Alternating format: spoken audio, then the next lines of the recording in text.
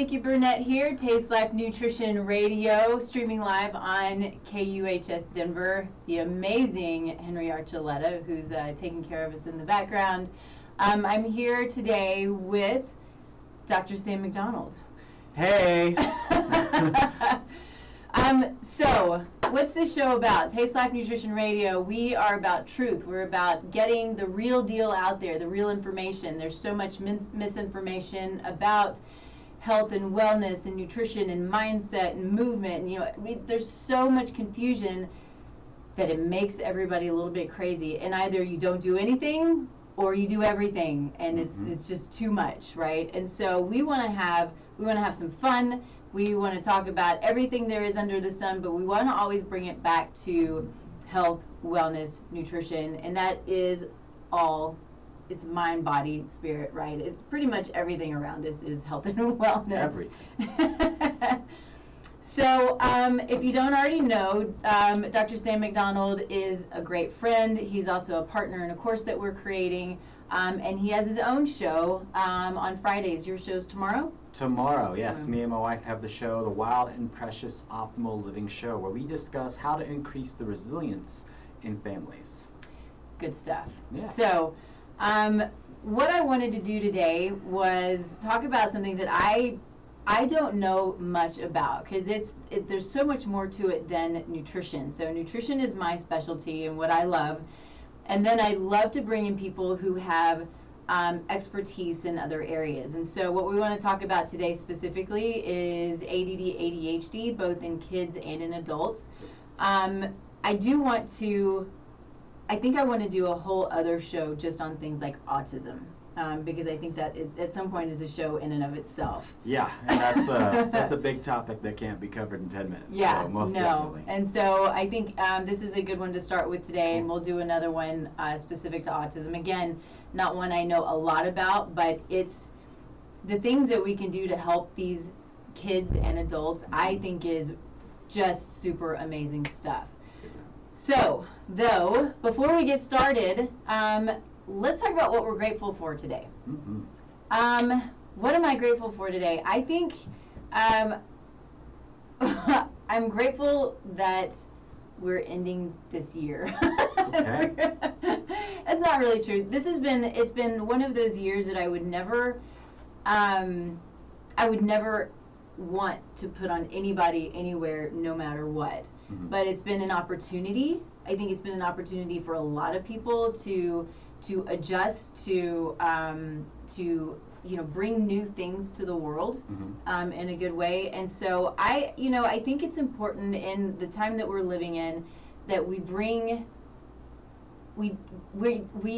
are as grateful as we possibly can about anything that we can find to be grateful for, because there's just so much. Thank you. It's true. Yes. And if we're not finding the good, then things just continue to get worse. Right. And we need to have the mindset that no matter what, we can find the good, and we can find the good in people who believe differently than we do. This takes me back to one of the things that I'm super grateful for, are good friends who maybe have different views, because they're still good friends. And so I have a couple of really close friends who we have some different views. And what we've done very intentionally is had dinner, made dinner, had our topics of discussion, and discussed them in our different views. And what's the history behind it? Because there's a history in so much of this stuff that a lot of people don't know. So understanding the history and where the views come from and coming together and discussing them. And the rule is we don't raise our voices. Because you're adults. Right. Yeah. And we just have a discussion. Yeah. And the amazing things that come out of this is really, really cool. Yeah. So that would be maybe my challenge for anybody out there who is anxious or angry or upset, is find what there is to be grateful for and discuss with people who are on a different side. And let's start opening up the conversation instead of being closed. Yes. Right? Absolutely. So that's what I'm grateful for. Love it. What are you grateful for? Well, you're going to love this. So, for anybody out there who has not read the book by Jordan Peterson, The 12 Rules of Life, highly encourage it. Jordan Peterson, a fantastic thinker of our time. And I was listening to this coming in, and part of the reason why I was so close to the cut making it in was literally I spaced out and missed the exit on the highway because I was so intent on what he was talking about. But what I'm really grateful for is meaning in my life. And what he talks about in the book is meaning is the foundation in which you build your life off of, because meaning is what drives you through both the good and the bad. Regardless of what's coming up in your life, if you can find meaning in what you're doing, that is going to push you through into building a better life for yourself. And it all starts on the individual level. Yeah. In terms of everything we're talking about now, and like you said, grateful for 2020 to be over. I don't want 2020 to be over yet because it's been the best year of my life. Wow, that's amazing. Yeah, there has been a dramatic transformation in life this year, and as I've reflected on it, it's because, as he talked about, starting to take more meaning and more responsibility, and something that comes up a lot in any healthcare provider who's probably not in a Western medicine model. The number one thing I think that always comes up in our conversations with each other and with our patients is you have to take responsibility for your health. It starts with you. It's true. It's true. And these are the things, you know, with this world of COVID now, in medicine and in media, we don't hear this stuff. We don't hear you take responsibility for you. We don't hear that you need to watch what you eat and watch what you drink and watch your attitude and have a good attitude and a mindset, and because it's all related, right? Health is mindset. Health is nutrition. Health is movement. Health is all of these things, you know, environment. And if we're putting ourselves in a toxic environment, mentally toxic or physically toxic, and if we're not, you know, taking those strides to take responsibility for our health, how we feel, how we project, how we talk to people, you know, these are the small things that will change the world. We have this big thing that changed the world really quickly. We can all make these steps, which really are really big steps. If we all do it, and we take responsibility for ourselves,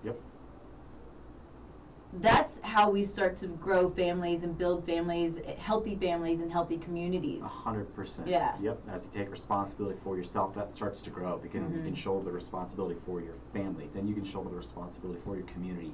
And potentially, and this isn't for everybody, but maybe in certain individuals, taking responsibility, you know, for their country and potentially for the world. Yeah. And that's how it changes. Yeah. But it starts with the self. Yeah. So that's why I come in and it was just like, whoo, that was good, man. I love it. That was good. So what's the name of the book again? That is Jordan Peterson, The 12 Rules for Life. Remind me of that, because I'm not going to write it down right now. I didn't put a pen in, but I do. I want it. It goes deep. Awesome. It's heavy. I mean, he was talking about, and this is not the conversation for today, but even, you know, this reaches all the way back into the roots of Christianity. And it was awesome. Yeah. Very cool. Wonderful. Very cool. I love it. Yes. All right. Good stuff. So, let's talk about you a little bit. Me. For those who haven't seen him, I mean, he's got his show, and so you may already know and you may not, but he's got an amazing show. This man's got a brain the size of like this building. It's really, really fun. And this is what I love, because these are the people this is why I get better at what I do, because I surround myself with people who have big brains. Yeah. So likewise. Same thing with this chick right here. Yeah. So, you know, kind of the basics, how I typically start, the who, the why, and the what. So, who you are, why you do what you do, what motivates you, what brought you here, all of those things. Let's hear a little bit about your story, because it's a good story. Yeah, absolutely. So I'll try and keep it, you know, brief, because we got a bunch of info we're going to dive into. Man, but so excited. Yes, but for me, it's, you know, chiropractic. I started in it when I was a kiddo. Actually, what brought me to chiropractic was a sports injury. I was playing football, rolled my ankle so bad, and it really started to lock up to the point where I couldn't walk anymore. I was losing the ability to walk, and you know, my parents came from a philosophy that, you know, we don't really need to take painkillers, those kinds of things, unless it's really, really necessary.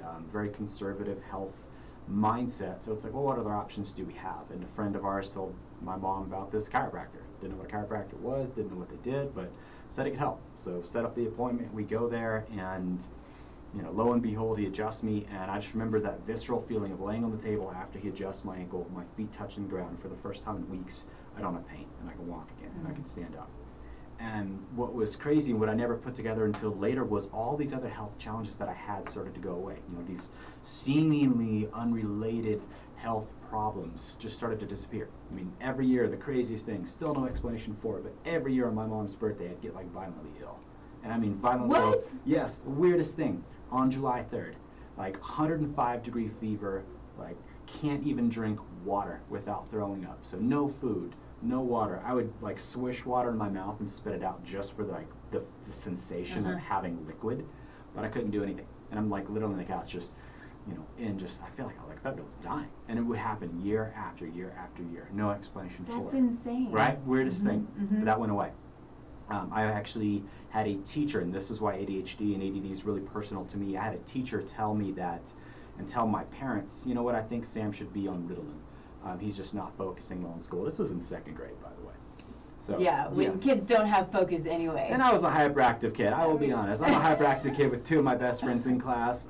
Recess was my favorite subject. And I want to be outside, I want to play. I was 100% boy. Yes, and that's key too. Yes. You're a boy. Right. Yes. So that was a genesis for me, and that started to go away to the point where then, you know, my grades really, really improved going forward in middle school and high school and graduating near the top. Did they put you on Ritalin? Nope. Cool. Did not. No, my parents did not buy into that. And again, the conservative That's mindset. That's very cool, yeah. Yeah, and mentality was, you know what, he's a boy. Good for them. Yes. Yeah. Yeah, and that's a big part of where a lot of my stuff comes from too, is because they didn't really, you know, a lot of what I talk about is what's kind of known in chiropractic circles as like the chiropractic mindset of how we approach health, which is, you know, conservative, rational, natural, and holistic. And that's really where my parents came from as well, just didn't really adopt chiropractic until I started to get into it. But all these other things away. You know, my allergies that I seemed to have went away. I just as a kid, didn't get sick anymore because I was getting adjusted. My you know, cognition improved and all these things until later on in being in chiropractic school, I was like, oh, now I get it. This is what did it. Yeah. Yeah. That's super cool. Yep. And then so fast forward now, my wife and I run a neurologically based chiropractic office practicing in functional neurology and specifically focusing on developmental functional neurology. And really plain and simple, it kind of started from an egotistical perspective. I said, I want to really help sick people. That's where it came from. I had a doctor in the first part of school to, you know, come and speak to us and said, look, if you're not seeing people die in your practice, you're not seeing sick people. I said, whoa, okay. Wow. Yeah, and I took that to heart, and I really carried that with me. And getting through school and getting out of school was like, look, how do I get to that point? How do I see really, you know, really sick people? Who's doing this? And pushed and kept pushing until finding these people like Dr. Robert Melillo was a big mentor of ours. And, you know, he's talking about seeing these nonverbal autistic kids and helping them talk again. He's talking about seeing the sickest of the sick kids and their lives transforming. And I was like, all right, found the guy, let's go. Yeah. And now seeing it actually happen in real life has been just the coolest thing, because they're talking about people that are coming into our office that, you know, they don't have hope. Right, and seeing that hope restored, and I'm sure you see the same kind of people. Yeah, right? It's kind of amazing when they say I've been from practitioner to practitioner, Yes. clinician to clinician to clinician, Yes. and nobody knows what's wrong with me. And then what do? Well, they put you on an antidepressant. They Right. put you on whatever drug, whatever they think might be the drug for you that day. There's your drug, and what happens? Often you just get worse. Right. Exactly. Yeah, because So- we aren't deficient in Prozac. Correct. Yeah. There's no Ritalin deficiency in the body. Right. Yes. Let's just look at the underlying neurology, the symptoms, the diet is a big part of it too, of what's happening in the gut. Because as we've talked about, and as we'll probably talk about again, there is a gut-brain and a brain-gut connection, and you gotta know it, you gotta respect it, and you gotta see how it's working.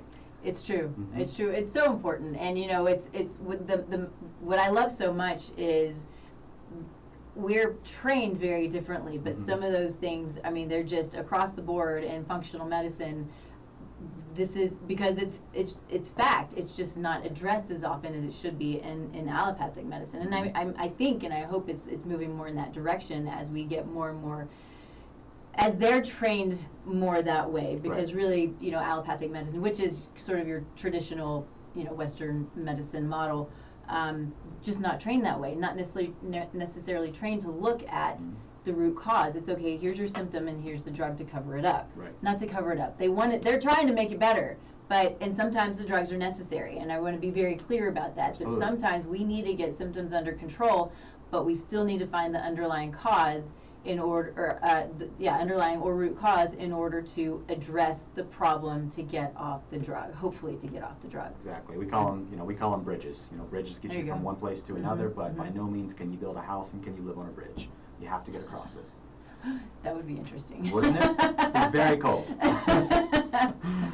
Cool. All right. So, yeah, is anything else you want to add to that? I'm just kind of looking at my notes here.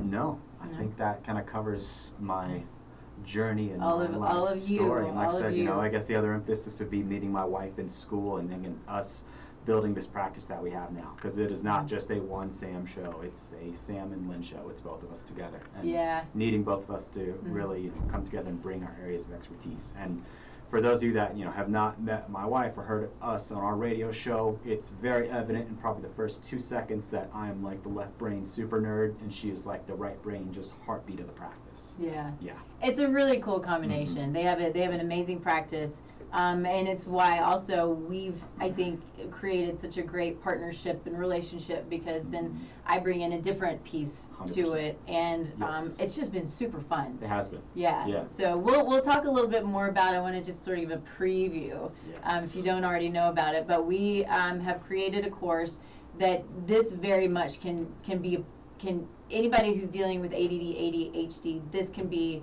a course for you. It's a starting place. It is essentially. it is your first step to taking personal responsibility. Right. Yeah. Yeah. Yeah. So, fun course. We'll talk more about it in a little bit, but there is a challenge coming up on November 9th. We will give you the information coming up at the end of the show. Would love for you to be a part of it. The course is nutrition, brain health, mindset, movement. I mean, it's a truly as holistic as we could do without being too overwhelming. Right. It's a really interesting, fun, cool course, I think. So. Yep. Okay, so I'm going to take a quickie break, and let's talk about Rightful. So Rightful is a company. They are one of our sponsors for this show. Super cool company. They started out as pain management. It's a supplement. It's a morning and evening supplement. So one to kind of help wake you up, one to help you to relax and fall asleep. But the basis of it is turmeric or curcumin. Curcumin being the active component of turmeric.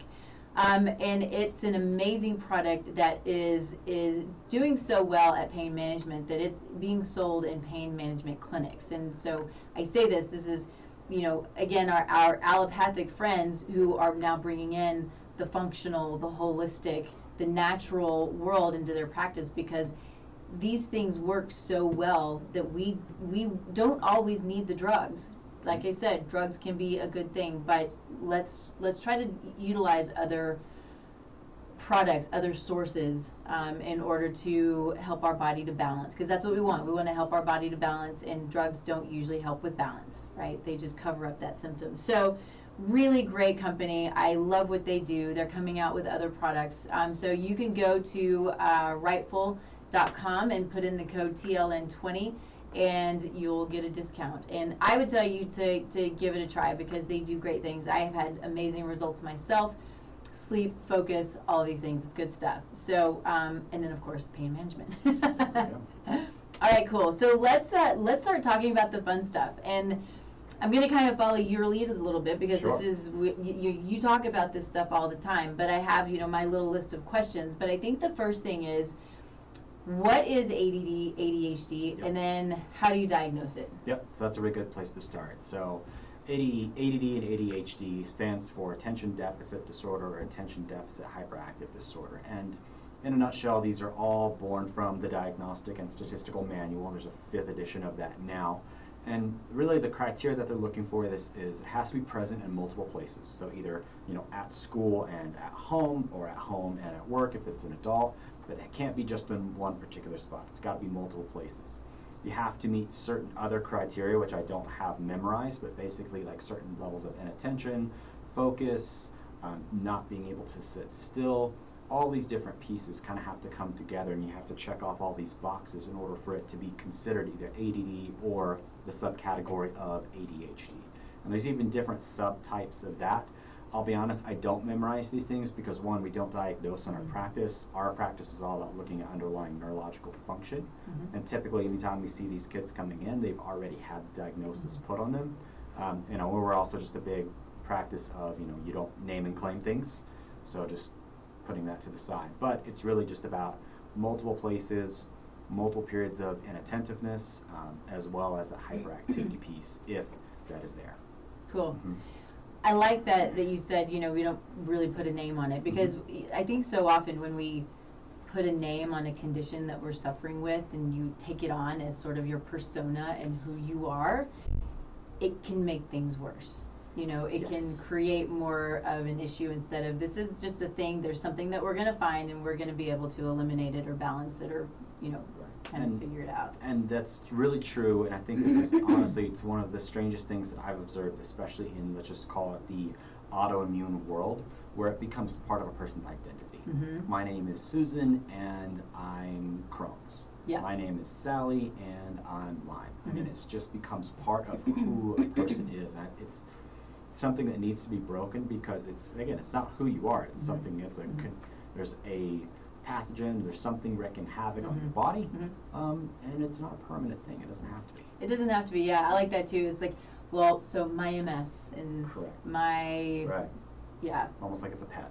Yeah. Yeah, yeah. And we know how we feel about pets and things that are ours. They're ours, and we want to hold on to them. Right. So it's kind of that mentality. If we say it's ours, we want to hold on to it. Yeah. Let's not hold on to it. Because those are the things that we don't want. Yes. Yeah. 100%. Yeah. Okay. So, what in your mind, not in your mind, but in your practice and in your training, the things that cause it. So what I have, and so I was looking at some of your talks and that kind of thing, and this is, in what he talks about is this being a neurodevelopmental disorder. Yes. So it's not just a crazy kid, and it's not something that a drug needs to be a part of in most cases. But it's something that needs to be balanced. Correct. In the brain. Yep. Yeah. So let's take a step back and talk about how neurology develops. So the analogy we like to give is, let's look at like building a house. So you've got your foundation, you have your walls, and you have your roof. The foundation in the nervous system, when we talk about the nervous system, that's your brain and that's your spinal cord. And in your brain, you've got your brain, like the cortex, which is what we think about when we hear the word brain.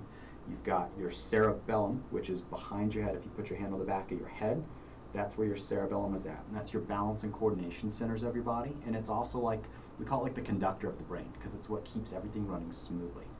At the most basic level, when people think about, like they hear like the lizard brain, that's like your brain stem. And that is where your spinal cord attaches up into your brain. That is the essential life functions of your body. So your heartbeat, your digestion, and everything else. But in that spot, your brainstem, that's your foundation of your nervous system. In that spot, you have these things called primitive reflexes. So a basic rule of neurology that we tell everybody, your brain grows through movement. So you have to move. You have to move for the rest of your life. So if you're not moving, move more. There's a first rule. You're sitting at your desk, get up as often as you can and move. Yeah. Move your body. Yeah. Movement grows your brain. So that first year of life, when a baby or an infant is growing and developing, obviously they can't move very well, especially the first 6 months. So they have to have some kind of way to be able to grow their brain. And that's what these primitive reflexes are. These are automatic movements of the body. So if anybody's ever held a baby or played with a baby or had a baby, you'll notice like the most famous ones you can easily think about is like you put your hand in their hand and they grab your hand. It's called a palmar reflex. If you have a baby and you kind of drop them to the ground like you're playing with them, their arms fly out, that's called a Moreau. Or the most famous one that most people know is you stroke the bottom of the foot and you see that toe go up, right? It's like, oh, it's so cute. Those are all so cool. Those are all primitive reflexes. They're there. They're there to help grow the brain. They actually all have specific, mechanisms in the body too. As the body starts to grow and develop, these reflexes should go away. They're like training wheels on a bike. They should go away. Okay, so 6 months come, 3 months comes around, the baby can start to roll over, then they're lifting their head, and they're looking for mom, and then they're starting to crawl at 6 months, and then by 9 months they get the state that's called cruising, where they're basically like now up and kind of walking, but they got to use like a couch or a table or grab onto something to move, and then by a year, a kiddo should be walking. At that point, the brain has developed enough, the frontal lobes specifically, so if you touch your forehead, your frontal lobes are right there, that is the brain developed enough to basically turn these reflexes off. It's kind of like when you ride a bike, right? You get to the point where you can balance enough, you don't need the training wheels anymore, so now you can go off-road, you can do tricks, you can go faster. Not tricks. I don't do tricks. No tricks. No wheelies, no stuff like that. Same thing in your body, same thing in your brain. So your brain has developed enough to turn these reflexes off, or it doesn't, right? That's so interesting, because sometimes it doesn't. Correct. Sometimes it doesn't. And like we tell people, we check in our office for these things called retained primitive reflexes.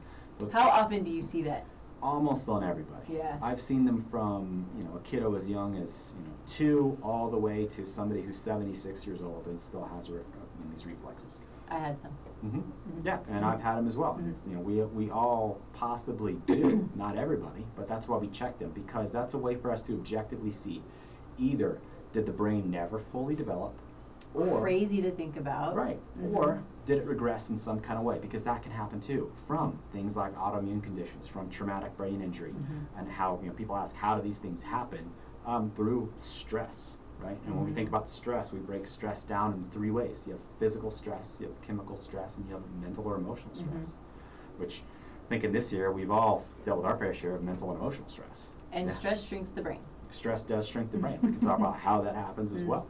But these primitive reflexes are there, and if they're not fully integrated, that is an easily objective way to say, okay, the brain never fully developed from what's called a bottom-up perspective. So again, we're building this neurology house. So now we got the foundation, these retained primitive reflexes. Next thing we got to do is address the walls, which is like your cerebellum. So that's your balance and coordination center. So your cerebellum is also what keeps you having nice, smooth movements. So you notice, like, we've got a 3-year-old sometimes, and comparing him now to a year ago is like, it's amazing, because a year ago it's like kind of super clumsy and knocking stuff over and falling, and now he's like running and climbing and jumping off of things, and it's like, whoa, dude. It's amazing. Yeah. Slow down. So that cerebellum is now, it continues to grow, and it's learning, right? It's learning how to do things. It's learning how to do motor movements especially, but it also coordinates thoughts in the brain. Also, the cool thing is it has a huge tie into the immune system. So it matures lymphocytes, and it actually also coordinates natural killer cells. So for those people too, they're like, hey, I go to the gym and I feel better and don't get sick as often. Well, yeah, because you're working your cerebellum and it controls your immune system. Interesting. And that's one of the things that we have to focus on right now. Another thing that we're not told that we need to do is we got to continue to move. We got to continue to work our body, work our muscles, because we're also working our brain.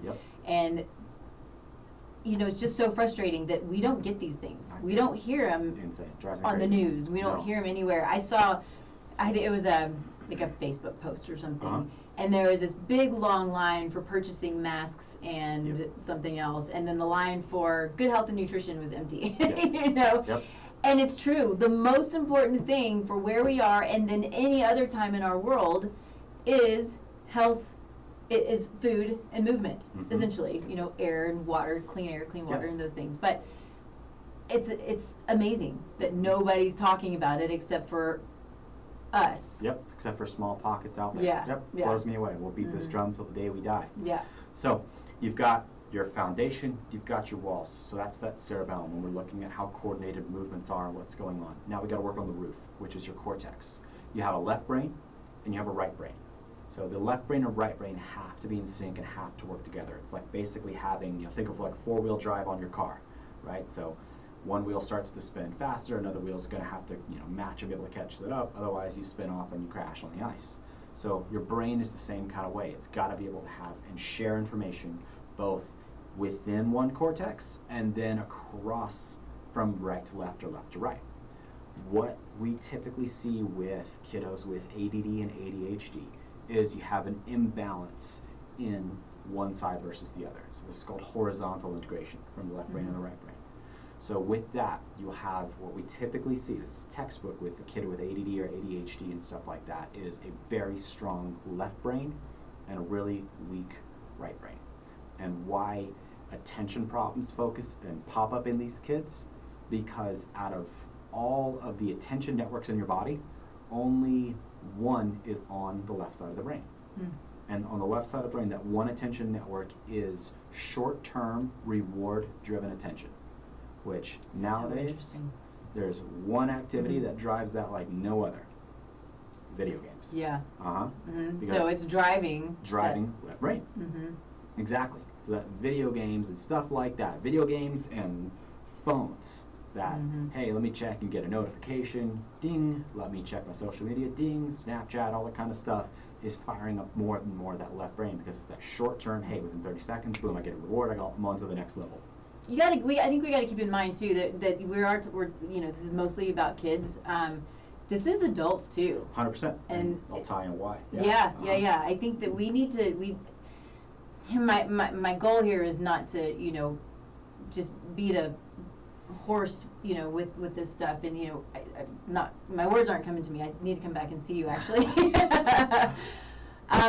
But we need to really take a step back from the phone. I mean, I actually have it here with me, and I shouldn't, and turn off the ringer, turn it off at night, don't look at it. Even the light messes with our brain and the circadian rhythm and the inability to sleep and those kinds of things. And so we have this, we just got a new car. And so this is my own personal story, but we just got a car that I have been dreaming of since I was a kid. It's a badass car. It is a badass car.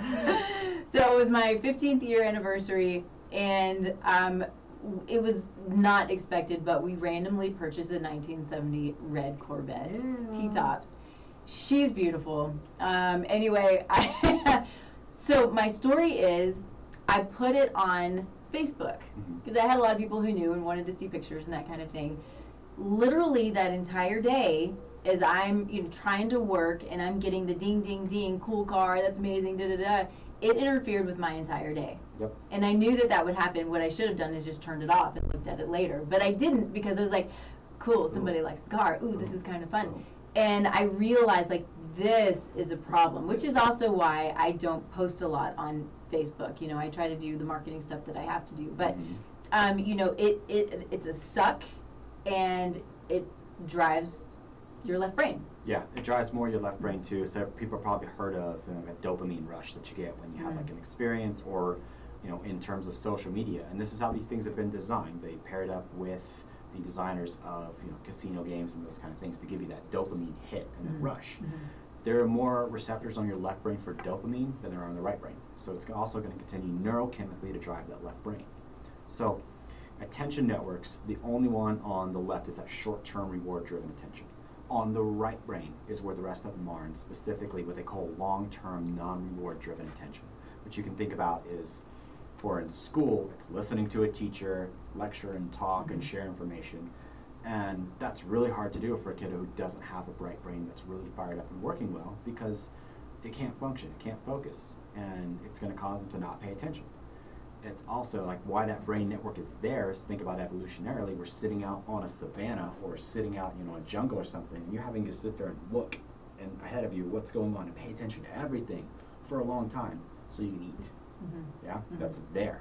So you're looking for a tree to move, or a little leaves to flutter or something, because okay, there's an animal, go and get it. That network is not being rewarded and driven now because of all this short term, like we talked about with social media and everything else. So the next thing we got to do in terms of looking at what's happening in the brain is this, left to right integration. Ultimately, so then you can have what's called top-down regulation, where now the brain is properly controlling and coordinating everything in your body. So cool. Yeah. It's so cool. It's interesting because when I first started to see you, you diagnosed me. You don't diagnose, but I guess you can, kind of. What we saw. Yeah. So there, a little bit of, I don't know if it was just ADD or ADHD. I mean, I doubt that. You just complained hey, I want to be able to focus more. Yeah. That's really what you said. Yeah, it's true. It's true. And it was actually really amazing, because I started to focus after seeing you for, it didn't take long. Focus was amazing. And actually, literally, it's been 2 weeks since I've seen you.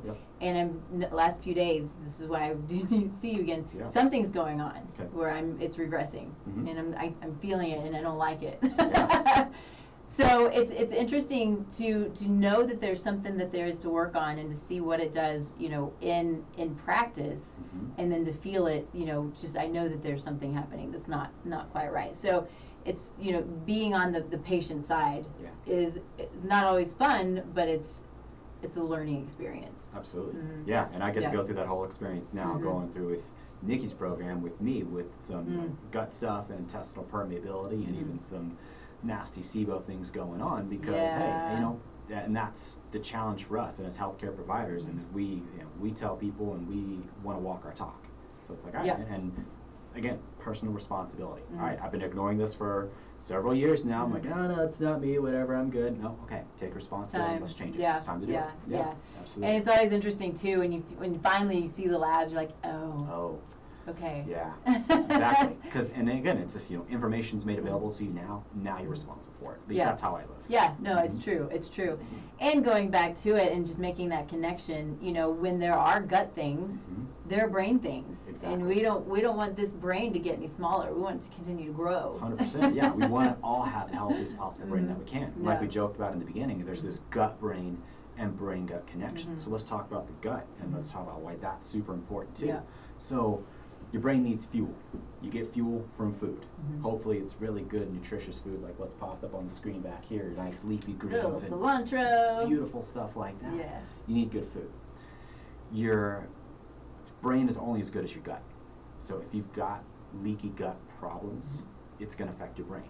You've got what's called that gut barrier, right? And you've also got a blood-brain barrier.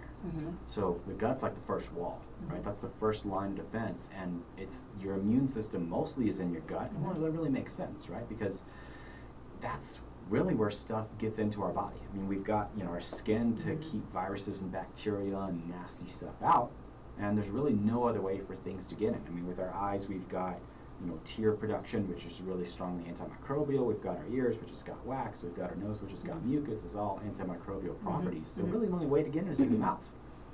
So we eat food, and if we've got that leaky gut happening, now stuff starts to get into the bloodstream, right? And ultimately, inflammation starts going crazy, and that starts to break down that blood-brain barrier. And now that nasty stuff gets into the brain. So what the biggest thing, or not the biggest thing, but one of the things that I heard all through school and will still hear in any, you know, seminar or conference that I do is, if your gut's on fire, your brain's on fire. And so we have to keep that in mind. So we may not have gut symptoms, or we may not have brain symptoms. So, but it doesn't mean that it's not being affected. 100%. And so if you have fatigue, brain fog, you know, things like that, that you think, well, it's not my gut, it's probably your gut. Yeah, you just don't maybe have the pain or the bloating, which is fortunate because that's not fun either. But it's just knowing that, you know, depression, anxiety, those things are due to inflammation, and it's affecting the brain. So we can balance that, and we can take the inflammation away. We can do balancing, brain balancing, those things, and continue to, you know, reduce the inflammation, and that's what's going to help you to balance the body, get off the drugs, hopefully, or at least reduce the drugs. You know, those are the important things, because those are toxic as well. And two other really, really big pieces of time with this as well. These are huge. So you talk about anxiety and depression. What is the number one pharmaceutical drug for those things? Antidepressants. Right, SSRIs, right? Selective serotonin reuptake inhibitors. Where is serotonin made in your body? The gut. The gut. 90% of it's made in your gut. Guess what, folks? Guess what part of the brain serotonin goes to? The right brain. More of your receptors in your brain are serotonin on the right side than the left. Dopamine's left brain, serotonin is right brain. Interesting. So now think about these kids that, and typically there's a lot of other comorbidities that come with ADD and come with ADHD. So you've got, you know, kids that are anxious, like 1 in 8 kids is anxious. You've got depression running through the roof. You've also got sometimes with these kids things like OCD or tics, which is a whole other crazy like can of worms. Those are dopamine, aren't they? They can be as well. Usually it's associated with stuff in like the basal ganglia. Yeah, it can also be dopamine too. But you've got all these things going on, and like I said, you've got these kids that are typically just not like happy kids. And parents will talk about that. They're just not happy. They might be really angry and upset. And all of that ties into, and let's shift gears and talk about adults for just a second. So adults with ADD and ADHD, well, I mean, I don't want to say 100%, but it's damn near close. We're going to talk about, hey, you know, massive anxiety, levels of depression, and just typically not happy. Damn, yeah, because serotonin's made in the gut, going to your right brain, not driving that sense of just feeling good and being able to focus. So yeah, if you're feeling all those things, you got to look at the gut. You have to. You have to. It's going to affect the brain. So when we look at the gut, what we're looking at essentially is your microbiome. So we're looking at your gut bugs. And so if you are dysbiotic, which is an imbalance of good bugs to bad bugs, so you've got your good bugs, your opportunistic bugs, and then your pathogenic bugs. And so if your good bugs are low, then you have the potential for the opportunistic and the pathogenic to start to grow. Yep. And they create all kinds of problems. I see lots of parasites. I've yet to see worms, thankfully. Oh, that's so weird. I know. That's so weird. I'm not looking forward to that day, but thankfully I haven't seen any of those. But we can look at when we're looking at the gut, we can look at inflammatory markers in the gut. We can look at the gut's enteric immune system. It has just what he was saying, its own immune system. Right. And it drives our body, it drives our brain, and it drives our health. If we don't have that immune system in place, and I'm going to tell you, I see it low, which means it's not functioning properly, much more often than I see it at a good spot or elevated. Right. Typically it's really low, which means there's just not much immunity going on. It's not working for you. And so, looking at those labs and understanding that what we're seeing in the gut is truly affecting everything that we do and everything that we are and everything that we think and feel. Yep. And all of those things. Big time. Yeah. And this is all super fresh too. We just did a talk on the gut-brain connection on Tuesday, and fun class that we do. My favorite's still the neurodevelopmental class because we talk about these things. But there's a video we play where there's a guy talking about the amount of bacteria on the planet. And you want to guess what the number is? Oh, what? No. What? I didn't even know this was a real number until the guy quoted. He said the amount of bacteria on the planet is it's called 1 non-million. Non-million? Yeah, it's like a million times a million or something. Oh, like wow. It's like over a trillion times a million. It's this gigantic number. Huh. And even he talks about the number of bacteria in our gut versus our body, which you probably know. It's like we're like one human cell to 10 bacteria in our body. Yeah. So we're partly human, but we're mostly bugs. Mostly bugs, right. So we want to keep those bugs happy. We have to keep those bugs happy. And it's an interesting thing to think about. And what I say a lot is we're just sort of bug carriers. Yeah. On the inside, on the outside, everywhere. But they are what is so important about us is if we have the good bugs, if we don't have an overgrowth of the bad bugs or the bad yeast, then we feel good. Yep. And if we have an overgrowth, then we don't feel good. We don't function good. Yeah. Feel good and you got to function good. You got to have both. Yeah. Absolutely. Yeah. I think we've off air talked about this, a number of times, but I think the soundbite that's being thrown out right now is, we got to learn how to live with this virus. Yeah, man, we do. Because there's always going to be viruses. There's always going to be bugs. Viruses everywhere. We have viruses in our body. We do. Yeah, they're there our whole life. And it's the job of our immune system, which is in our gut mostly, to protect us and keep us healthy. That's how we do it. It's all about regulation and balance, which comes back down to, like we said again, building yourself up, taking personal responsibility, and keeping yourself healthy. You have to start with you. Yeah. I gotta take a quick break. It's gonna be super quick though, because we're barely through any of this. We are motoring through, folks. Again, I know. So let's talk about Zymogen. Zymogen is one of my favorite supplement companies. I use multiple supplement companies because they all have their strengths, and it depends on my client on what they need. But Zymogen is really at the top of my list because they have amazing data. They've got great products. This is one of my favorites. It's, as you can see, it supports body composition and functioning and immune function, and it's just a really great product, especially right now. This would be a great immune builder for where we are right now. And so it's a powder, tastes good. So Zymogen's a great company. They don't put anything out that's not good. I mean, they just don't. Or if they have something in production and there's something off, they won't put it out into the world. So you can go to my website, tastelifenutrition.com, and there is a whole scripts button at the bottom of the homepage.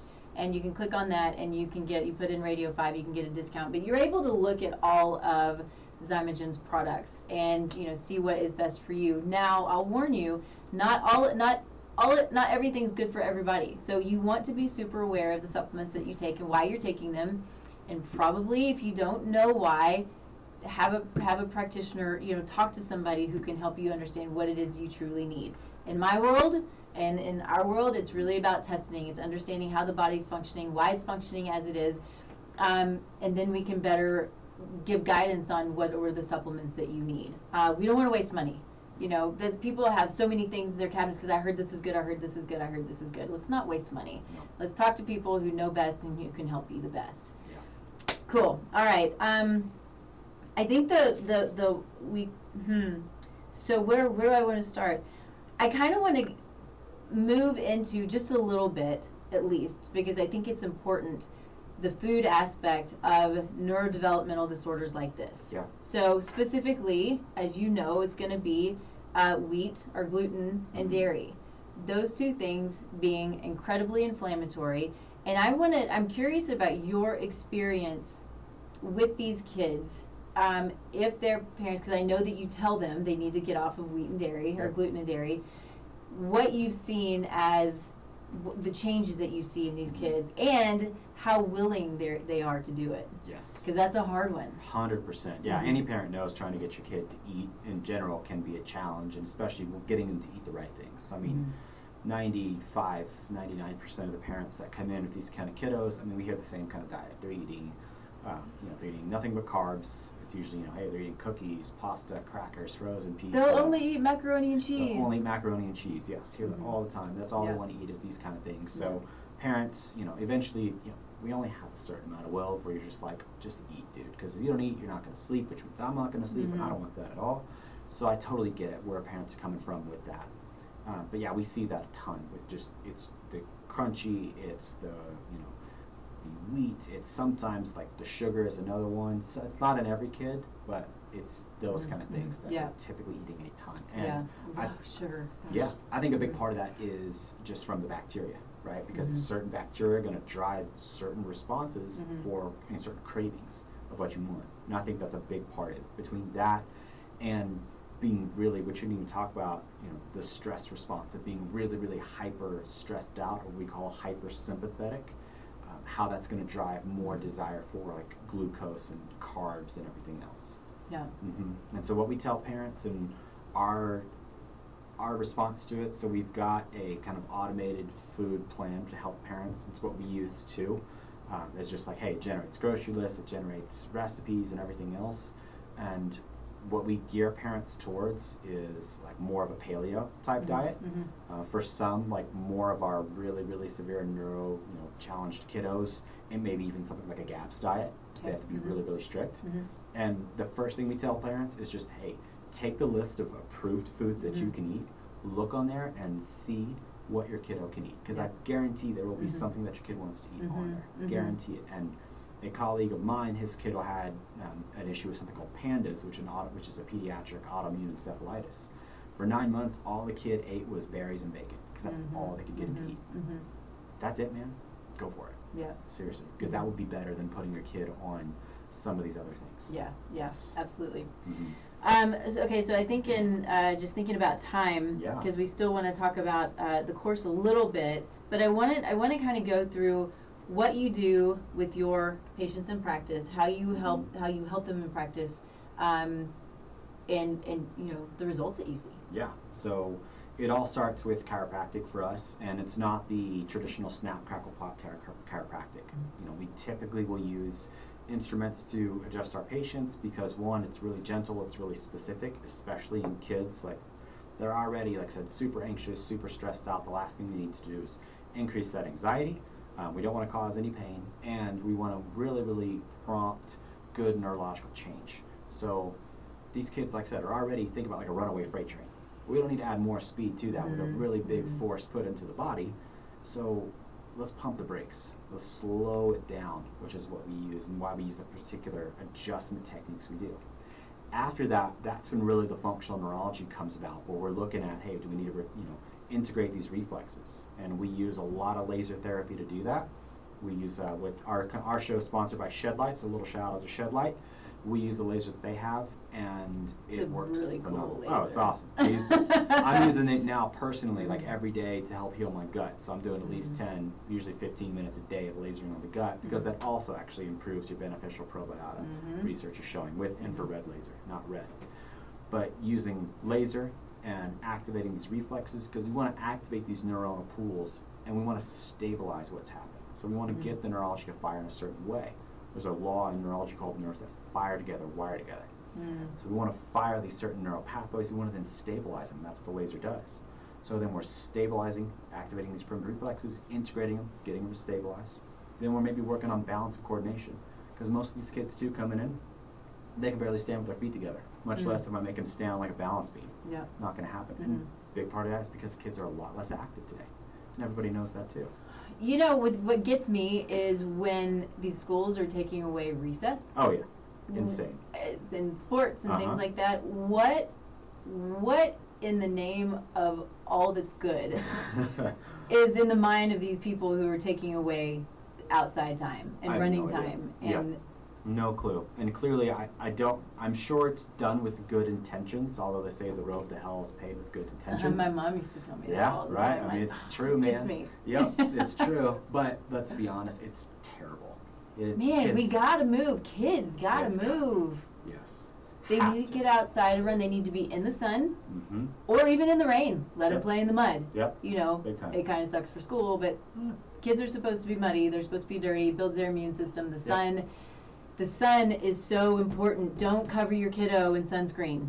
Please don't cover your kiddo in sunscreen. I get that if they are super white and pasty, that there needs to be an amount of natural, healthy sunscreen, because you don't want them to burn either. Right.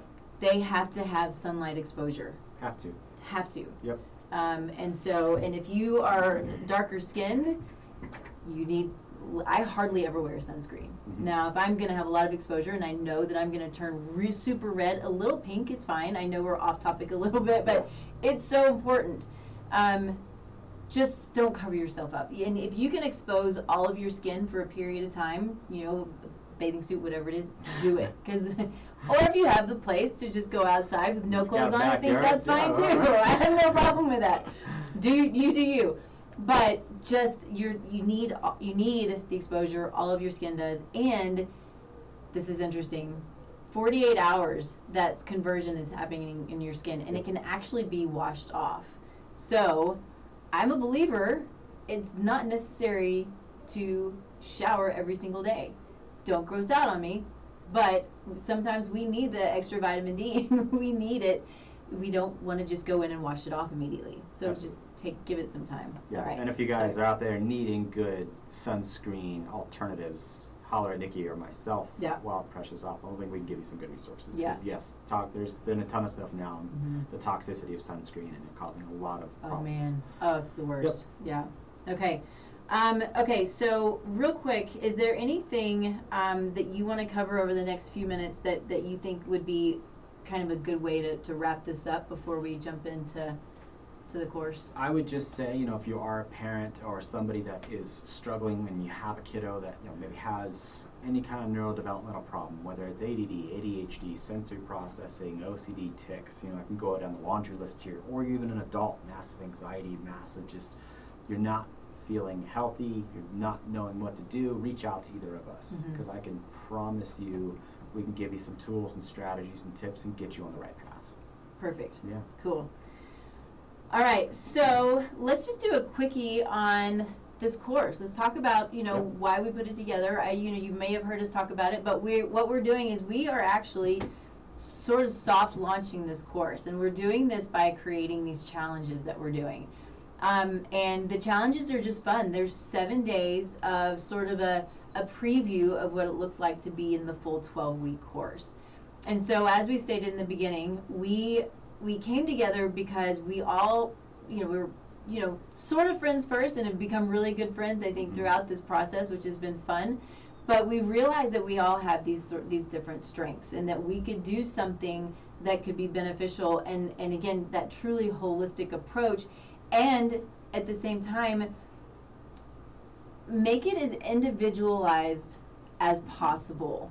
which is difficult to do when you're doing a course that's meant to go out to the public. Right.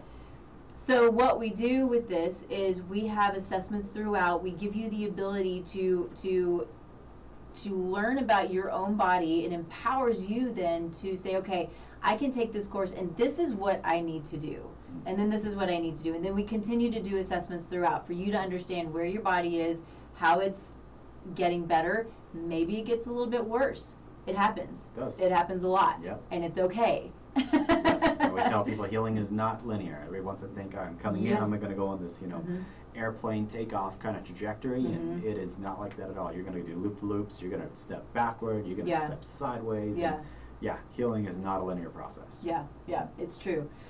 And so with that said, so we have the 7-day course, and what I did, I just created it so it's easy to remember, this bit.ly link that takes you to the landing page of the course so you can sign up if you're inclined to do so, which of course we would love. And if you're just listening on the audio part, so it's bit.ly/supercharge immune system. Yeah, Yes. Thank you. We'll also put it in the comment section in the show, in the Facebook page, so you can get it there as well. Good. But we're stoked about it because I don't think that there's anything else like it that I've seen. And we're in a time where the goal is for you to learn your truth about your body, to find your health, or to optimize your health. It could be both ways. And empower you to take control when we're in a time where a lot of things don't feel very controllable. Right. Yeah. And I want to preface on this too for my involvement in the course. So if this course is by far a creation of my wife, Lynn, and Nikki. Like, they're both driving the car and I'm just sitting in the back seat reading a book. Like, I'm contributing when I can, but they are the masterminds behind this thing. I kind of drop in something every now and then. But this thing seriously is, it's created with a really strong intention. And kind of the funny short story behind it was all going to be actually a live course, and then COVID happened. Yeah, it's just going to be like a half-day seminar. Yeah, and then it's like, well, okay, pivot, boom, let's find something else, and it's become this really, really, really cool, and all of a sudden, monolithic, gigantic masterpiece put together. But yeah, there really is nothing else like it out here in terms of, hey, we're addressing nutrition. We're addressing, as we call, nourishment, right? It's got to nourish your body. We're addressing mindset, because mindset's going to be how you approach it. Because you're either going to approach it, as we tell people, with either what's called positive survival values, doing things that are going to improve your health, or you're going to approach life with negative survival values where like, hey, I shouldn't smoke cigarettes, but I'm going to do it anyway, because whatever, YOLO, I only live once. No. That's awesome. Positive survival values. So you're going to go that way. And then where I tie in is the neurology piece, where we're really bringing that to the forefront too. Because like I said, there's a gut-brain and brain-gut connection. So we got to put all that together. And it really, really has become this like amalgamation of awesomeness and amalgamation of just information out there that you're not going to find anywhere else put together this way. You're going to find these pieces separately. You're going to have to go hunt and find them and like do a lot of the work on your own. But if you're a person who likes efficiency and who likes results and wants to change your life, this course here is going to put you on that trajectory. Yeah, it's really a great way of putting it. It's it is very comprehensive, very integrated. Yeah, I would say. I mean, outside of getting like a monk to show you how to be enlightened, I think that's the only piece that we're missing. Yeah, exactly. So we do hope that you will be a part of it. Grab your friends, grab your family. Do it together. Get a feel for for that 7 days, what it's like and what it's about. We have a Facebook group. Not everybody's on Facebook. I get it, but we do have extra information in there. We jump in live for live Q&As and to give guidance on whatever it is that you might need guidance for or in, right? And so we hope that you'll jump in. It's November 9th. Is the start date, so you can sign up at any point, and that's the day we start for that week. Yeah, and I think that's it. I think that covers it pretty well. So thank you again for joining us, for being a part of this. We love this, and we love sharing information. Again, the goal is to bring to you what we know to be the best truth based in the best science that we can, and understanding that science always changes, and that's what we bring as well, as is the best that we can. So we want to really get rid of the confusion. Again, why we do the course and why we do this show and everything else that we do is to try to eliminate a lot of the confusion, because there's a lot of junk out there. Yep. It's really frustrating. There is a ton. Yeah. All right, so you can find me, tastelifenutrition.com, and is the website, and then all social media is Taste Life Nutrition. So feel free to reach out. I have a free assessment that you can check out, and then I'll reach out to you personally, and we talk about whatever it is that you might need. And then you are your website, WPOptimalLiving.com, or you can find us on social media. We've got a really active engagement there, whether it's on Facebook or Instagram at Wild and Precious Optimal Living. And your show tomorrow is at what time? Show tomorrow is going to be at 2:30 Mountain Time, and it's going to be a good one. It's going to be really good. What is it? That we're talking to I believe we're going to be talking about time management for the stressed out parent. Oh. So, yeah. It's going to be great. Awesome. All right. Jump in. That'll be fun. Thank you, everybody. We'll see you next time.